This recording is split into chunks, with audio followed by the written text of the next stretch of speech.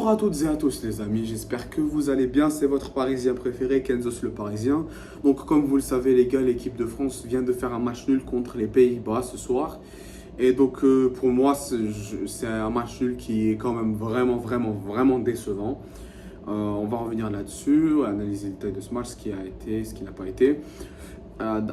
Mais d'abord on va voir la compo que Deschamps nous a faite, qui est une compo un peu originale, on va dire. Donc, gardien de but, Mike Maignan, bon, pas de surprise.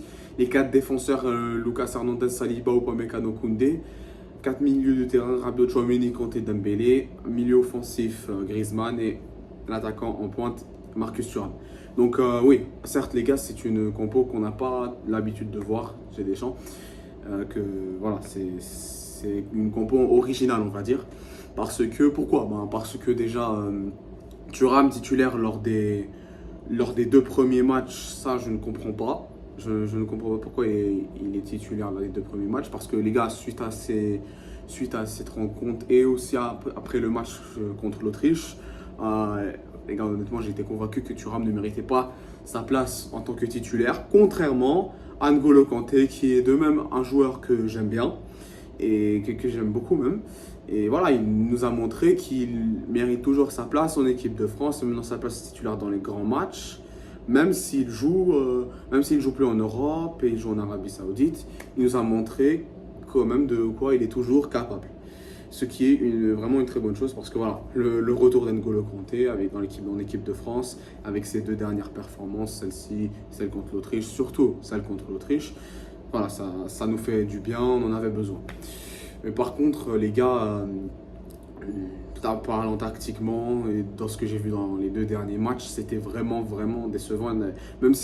Certes, même si on a gagné le premier match contre l'Autriche, les gars, je reste quand même déçu parce que les gars, lors de ces deux derniers matchs, nos Bleus n'ont pas proposé beaucoup dans le terrain. Peut-être que oui, ok, il y a eu des occasions par-ci par-là, mais honnêtement, je trouve les gars qu'on a vraiment mal joué ce match contre les Pays-Bas.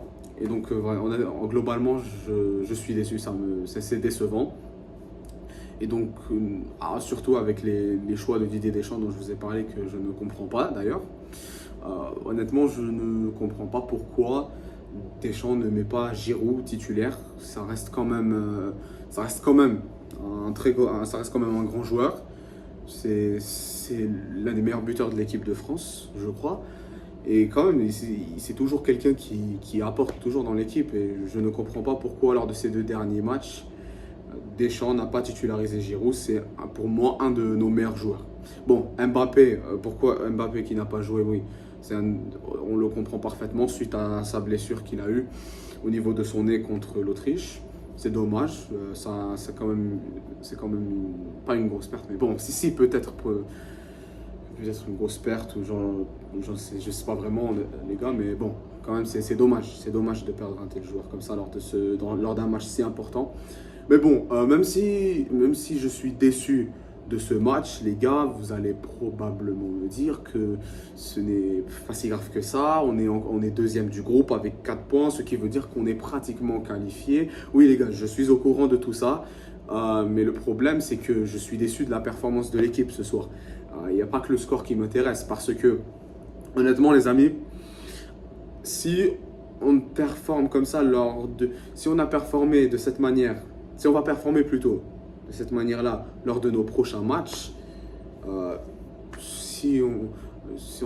lors des huitièmes de finale, vu qu'on sera probablement qualifié avec 4 points, j'ai peur qu'on s'arrête là les gars, j'ai peur qu'on s'arrête en huitième de finale pour 7 euros parce que c'est quand même inquiétant, hein. C'est quand même inquiétant parce que je ne sais pas si je suis le seul à voir les choses de cette manière, les gars, mais depuis ce match contre l'Allemagne au mois de mars où on a perdu 2-0, j'ai l'impression que l'équipe n'est plus la même. C'est plus cette équipe qui nous fait plaisir, qui nous fait plaisir et tout, qui joue bien. Mais vraiment, les gars, j'ai l'impression que c'est plus la même équipe. Hein. J'ai l'impression qu'on commence à être en crise. Donc, oui, Or, bon, oui, certes, on a 4 points. On est presque qualifié, mais cette performance-là contre les Pays-Bas, c'est inquiétant pour le reste de la compétition. Et heureusement, les gars, encore heureux qu'on a fait un match nul parce que Xavi Simons, le jeune crack de Leipzig, il a failli nous mettre un but et heureusement qu'il était hors jeu. Par contre, bon, certes, en même temps, il y aura des gens qui vont dire que les Pays-Bas ont été volés. C'est votre avis, les gars. Mais moi, je pense pas que c'était du vol, honnêtement, pour les Néerlandais. Parce que moi aussi, j'ai trouvé le but clairement hors jeu. Mais voilà, c'est mon avis. En tout cas, voilà, si je dois vous résumer, Deschamps, je ne comprends pas où il veut en venir. Depuis le début de la compétition, il fait des compos assez originales. Avec Marcus Thuram titulaire, je ne comprends pas pourquoi il est tout le temps titulaire. Et voilà. Bon, pour moi, ces 2 premiers matchs dans cet Euro, les gars, ont été un peu décevants. Je ne vais pas vous mentir. Mais bon, c'est pas grave.